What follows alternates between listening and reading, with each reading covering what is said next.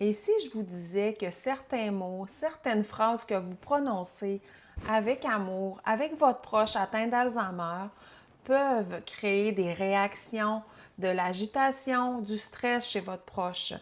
Alors, d'un autre côté, vous voulez répéter, vous faire comprendre, vous expliquer. Puis au lieu d'apaiser votre proche, ça crée de l'agitation, de l'angoisse et vous, un sentiment d'impuissance. Puis vous voulez faire la bonne chose. Si ça vous parle, je vous invite à réserver un premier appel avec moi grâce au lien en dessous de la vidéo ici juste en bas pour qu'on regarde ensemble votre situation pour avoir des pistes concrètes adaptées à votre proche pour votre quotidien. Je suis Caroline Filiatro et j'accompagne des familles qui vivent avec la maladie d'Alzheimer. Dans cette vidéo, je vais vous montrer les 5 erreurs de communication très courantes que près de 99% des proches aidants font, et moi la première, parce que j'ai accompagné mon père dans les différentes étapes de l'Alzheimer et j'ai dû apprendre comment mieux communiquer avec lui. Et surtout, je vais vous apprendre l'astuce numéro 1 très concrète qui est de cesser de corriger votre proche pour enfin reconnecter ensemble et avoir des moments d'apaisement, plus de paix et d'harmonie dans votre quotidien. Quand on entre dans la réalité émotionnelle de votre proche, la frustration laisse place à plus de complicité, plus de connexion ensemble, même quand la mémoire s'efface tout doucement. Puis on sait que communiquer avec une personne qui est atteinte d'Alzheimer, c'est comme apprendre une nouvelle langue dans un nouveau pays. Puis la langue, c'est celle de l'émotion. Dans l'instant présent, c'est plus celle de la logique comme avant. Alors aujourd'hui, on va décortiquer les 5 phrases, les 5 erreurs qu'on fait trop souvent avec nos proches pour mieux entrer dans leur réalité. Alors la première phrase, tu te souviens? Tu te souviens, papa? Alors, c'est le grand classique qui sort tout seul devant une photo ou un souvenir. L'intention est belle, c'était de partager un moment heureux ensemble.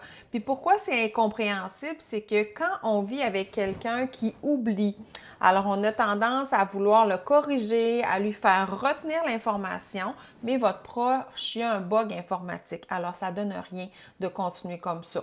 C'est souvent un réflexe aussi de fatigue qu'on a ou d'impuissance face à ce changement-là de votre proche. Mais ça peut générer plus de frustration et de honte, de l'agitation chez la personne qui est atteinte. Alors, le piège, c'est que c'est un test qu'il rate à coup sûr. Alors, ça fait de l'anxiété face à quelque chose qui ne se rappelle pas, qui n'est pas capable de trouver l'information. Comment qu'on peut transformer maintenant ça avec bienveillance? Alors, quand on accepte que la mémoire ne fonctionne plus comme avant, c'est pas un manque de volonté que vous savez que votre proche a, vous savez que c'est son bug informatique.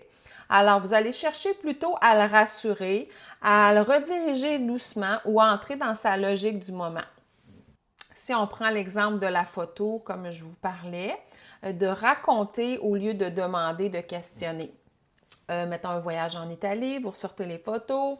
Ah, je repensais à notre voyage en Italie, le soleil, on a eu du plaisir, on a mangé des glaces au citron. Alors, c'était un moment doux, un moment heureux. Alors, vous entrez dans la... Et là, votre proche va commencer, lui, à dire les choses qu'il voit ou qu'il se rappelle, mais pas de questionner sa mémoire. Alors, vous offrez l'émotion qui peut rejoindre sans pression votre proche. La phrase numéro 2, je te l'ai déjà dit plusieurs fois. Où on va? Il est quelle heure? Il est quelle heure? Alors, quand votre proche répète sans cesse comme ça, vous voyez là, que ce n'est pas un manque de volonté, c'est son bug informatique. Ça se passe dans la mémoire et c'est souvent ça qui est difficile à comprendre pour les proches aidants parce qu'on ne voit pas. C'est pas comme quelqu'un qui a un bras cassé, là, on voit là, qu'il y a un problème. C'est que c'est tout doucement que ça arrive. Alors, quand vous voyez que votre proche a un bug à ce niveau-là, qui vous fait répéter les choses, alors ça donne rien de toujours répéter vous-même. Alors, parce que ça devient aussi abrutissant pour vous. L'approche qui serait la mieux pour vous, l'alternative, qui serait de prendre un 5 secondes pour respirer tout doucement, pour répondre calmement, pour avoir une position plus apaisée. Parce que ce qui est important avec votre proche, c'est qu'il sent beaucoup les émotions. Alors, si vous êtes très agité, que vous êtes frustré parce que là, il n'arrête pas de répéter, lui, ça va le mettre dans un état aussi d'agitation, aussi de stress, ne sachant pas trop qu'est-ce qui se passe. Et si vous, c'est vous qui êtes le fort, comme on dit. Alors, prenez 5 secondes quand vous voyez qu'il y a plusieurs répétitions dans la communication pour vous apaiser, pour être bien centré. OK? Vous prenez 5 secondes pour respirer et soit répéter une autre fois ou d'une autre façon, ou vous pouvez aussi écrire sur un papier l'heure qu'il est, qu'est-ce qu'on mange pour souper, vous pouvez l'écrire et vous pouvez le montrer à votre proche au lieu de le répéter parce qu'il ne s'en rappellera pas peut-être 5 minutes après. Mais c'est une préoccupation qu'il a, c'est comme un besoin de sécurité.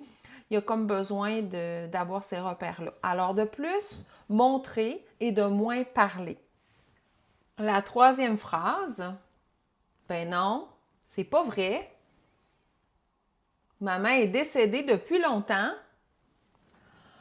Quand votre proche demande des nouvelles d'un proche qui est décédé depuis longtemps, votre réflexe, c'est de corriger la vérité, de ne pas lui mentir. Mais je ne vous cacherai pas que c'est un piège. Parce que à chaque fois qu'on lui redit, lui, il s'en rappelle pas. C'est comme s'il revivait tout le temps un deuil répété. Puis ça fait quand même de la douleur aussi. La personne peut se mettre à pleurer. Alors, pourquoi on veut souvent bien faire? On pense que c'est nécessaire de rétablir la vérité, mais c'est plutôt l'inverse. C'est plutôt important d'être dans sa réalité à lui. Alors, si on veut aider notre proche qui a des troubles cognitifs, des pertes de mémoire, ces correctifs-là peuvent être un peu brutals. Alors, et déstabiliser votre proche, puis un peu inutile aussi. Alors, comment on peut transformer ça avec bienveillance? Alors, on entre dans son monde au lieu de l'obliger à lui revenir dans le nôtre. Alors, on ne le corrige pas, on ne corrige pas notre proche, on établit plutôt une connexion émotionnelle qui est très importante. Alors, entrer dans son émotion, par exemple, d'accepter de jouer le jeu de sa perception à lui. Alors, parce qu'il veut parler de la personne qui est décédée, par exemple. Alors, on va lui poser des questions à la place sur la personne qui est décédée, sur les bons moments. Tu te rappelles, tu penses à ta mère, tu penses à ton père. Alors, au lieu de dire, ben, elle est morte, ça fait longtemps. Alors, la personne a le besoin de parler de la personne de sa mère ou de son père et on va s'asseoir avec elle, on va l'écouter, on va accueillir ce moment-là. Même si ça peut être un peu perturbant pour nous, ça va être plutôt important en fait de lui faire parler de sa mère. Raconte-moi un beau souvenir avec ta mère, dans votre maison, vous faisiez une activité ou qu'est-ce qui était le plus important avec ta mère? Alors, la personne, souvent, ça va l'apaiser. Alors, ici, il n'y a pas de réponse toute faite, hein? C'est vraiment des expérimentations qu'on fait, des clés importantes que je vous propose. Alors, mais vous allez voir, à force de pratiquer, vous allez voir votre proche, qu'est-ce qu'il veut parler, c'est quoi ses besoins, parce qu'il y a encore des besoins humains, même s'il y a des pertes de mémoire. La quatrième phrase, c'est de se faire reconnaître à tout prix. Ben oui, papa, tu sais qui je suis? Ben oui, c'est moi ta fille Caroline. Alors, de se faire reconnaître à tout prix, c'est sûr que c'est très déstabilisant qu'on voit que notre proche n'est pas sûr qu'il nous reconnaît. Alors, votre parent vous regarde comme un étranger. Alors, ça peut être très très spécial et très douloureux pour nous. Alors, c'est sûr que lui, ça lui crée de la pression parce qu'il y a de la détresse, parce qu'il ne se rappelle pas tout le temps. Alors, c'est sûr qu'il y a une autre façon de faire qui est plus apaisante pour lui. C'est quand vous vous présentez à lui, vous lui présentez votre main ou ici. Alors, allô papa, c'est moi ta fille Caroline. Je suis contente de te voir. Alors, allez plutôt de ce côté-là, créer la connexion plutôt que quand vous vous présentez de demander vous faire reconnaître. Tu te rappelles-tu de moi? Alors, ça va créer de l'agitation de son côté et de votre côté aussi. Comment transformer cette situation avec bienveillance? Je ne vous cacherai pas, c'est sûr que c'est très déstabilisant pour vous, mais au lieu de chercher d'être reconnu, alors essayez plutôt de créer simplement la connexion ensemble, d'être présent. Alors, comment vous pouvez être présent? C'est entrer dans son monde en créant le lien aussi en vous présentant votre main. Bonjour papa, tout doucement. Bonjour papa, je suis contente de te voir. Alors, voyez le ton de ma voix, d'aller avec un apaisement, avec un sourire. Alors, dès que nous, on est dans une position calme, et ça, c'est ce qui rassure le plus notre proche, vraiment. Ça passe par l'amour, finalement, l'amour, la chaleur, puis pas par notre nom, que la personne dise notre nom absolument. Parce que c'est sûr que peut-être que des fois, elle peut mêler sa fille, sa femme, sa mère. C'est pas vraiment important. Moi, ce que je faisais toujours, c'est que je me présentais à mon père. Allô, papa, c'est moi, ta fille Caroline. Et c'était vraiment génial là, en y présentant soit ma main ou en y touchant l'épaule ici. Allô, papa, comment ça va? C'est moi, ta fille Caroline. Alors, on avait c'est quelque chose de très important de créer la connexion quand on arrive dans la situation et que votre attitude est la clé. Votre attitude et votre état émotionnel. Si vous êtes vraiment apaisé, si vous avez des trucs pour rester centré, connecté à vous-même, alors c'est la clé. C'est la clé pour avoir des bons moments ensemble. Partagez un geste tendre avec votre proche, une chanson, partagez un sourire sans attendre en retour une reconnaissance. La 5e phrase, la 5e erreur, qu'est-ce que tu veux?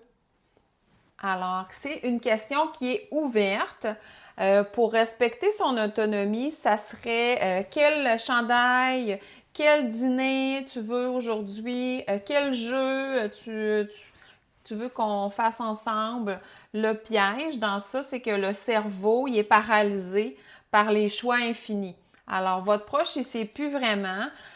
Vous savez qu'il y a un bug informatique, alors trop d'informations à gérer, c'est pas bien, c'est pas trop d'informations à gérer, c'est pas l'idéal. Alors l'alternative, ça serait d'offrir 2 choix.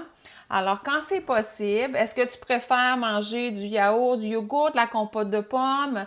Est-ce que tu aimes mieux de la musique ou qu'on aille sur le balcon? Quand c'est possible d'offrir 2 choix à la personne, c'est vraiment important. Alors, vous savez qu'on décide beaucoup de choses pour eux et eux, pour respecter la personne, alors c'est pas parce qu'ils ont des pertes de mémoire que c'est plus des humains, qu'on doit tout décider à leur place, tout décider les vêtements qu'ils doivent mettre, tout décider qu'est-ce qu'ils doivent manger. Alors, pour respecter leur dignité, alors offrir des choix et ça va les aider aussi. Par exemple, est-ce que tu aimes mieux mettre ton chandail rouge ou ta chemise? Est-ce que tu aimes mieux manger telle chose ou telle autre? Des choix d'activité. Alors, dans ses goûts aussi. Alors, toujours 2 choix. Ça va vraiment l'aider à s'apaiser et à voir aussi qu'il y a encore du contrôle sur sa vie. Alors, c'est un être humain, il est capable de faire des choix, il a fait des choix toute sa vie. Pourquoi aujourd'hui on devrait décider tout à leur place? Alors ça, c'est vraiment quelque chose à essayer et à intégrer tout doucement aussi avec les gens à la résidence. Et parce que je ne vous cacherai pas, on veut tout faire à leur place et ça va plus vite. Alors, mais la personne est encore là et elle a une dignité et c'est important d'en tenir compte. En conclusion, si vous êtes reconnu dans mon vidéo, je vous invite à liker mon vidéo pour aider le plus de proches aidants possible. Et aussi, je vous ai partagé différentes astuces pour communiquer avec votre proche différemment parce que quand les pertes de mémoire arrivent, c'est à nous d'ajuster notre posture avec notre proche parce que notre proche a un bug informatique et lui, il ne le sait pas. Alors, c'est nous qui, par des formations comme je vous ai présenté aujourd'hui, on peut ajuster notre posture pour mieux connecter ensemble, parce que quand notre proche a des pertes de mémoire, ça crée de l'éloignement aussi ensemble. Alors, quand on s'ajuste rapidement en suivant des formations, ça nous aide grandement à avoir des moments d'apaisement ensemble. Signe que vous aimez profondément votre proche si vous êtes ici aujourd'hui. Et si vous voulez aller un peu plus loin avec moi, je vous invite à votre premier appel découverte. Je vous ai mis le lien aussi en dessous de la vidéo pour que je puisse mieux vous soutenir, mieux vous accompagner et que vous allez repartir avec des conseils concrets, des astuces pour mieux vivre avec votre proche au quotidien. Je suis là avec vous dans cette expérience qui n'est pas toujours facile, mais je suis là pour vous aider à avoir des bons moments de connexion, d'apaisement et de paix et de joie ensemble. Parce que même quand la mémoire s'efface, le lien peut rester vivant et c'est ce que j'ai fait avec mon père. Alors, dans l'expérience d'accompagnement dans les différentes étapes de l'Alzheimer. Nous sommes une communauté qui est là pour se soutenir. De tout cœur avec vous, on se revoit bientôt.